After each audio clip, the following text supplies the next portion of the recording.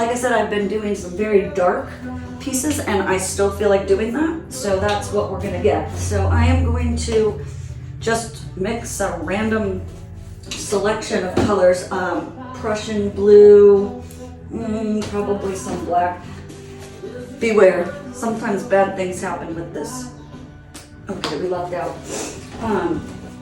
So we've got Prussian blue, black, and if I just throw in a little bit of brown, just for fun. And then I don't mix it. I don't know, maybe I'm just a weird artist. Oops. And so, putting this up top, so in the middle here is where I was making the scratches. And right now, I'm going to kind of leave that untouched. Good.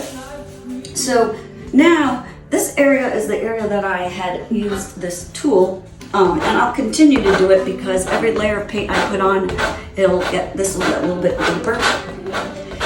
But if you're gonna make a piece that's divided in the middle and you want to highlight this area, I rarely plan ahead, so I kind of learned this as I've been going. So if I want this area to be light in one way or whatever way, now's the time for me to put that paint down, especially even if it's just at the top, because right here it's dry.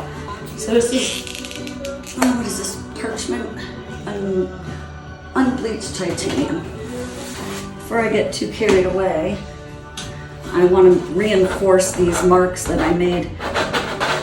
And even though it might look weird right now, you know, because you can't really envision the final product, when it's dry and you go over it with another color or even with the same color, it will stay and you'll see like the little crevices will get like filled up with the, okay, so this bottom is really cool.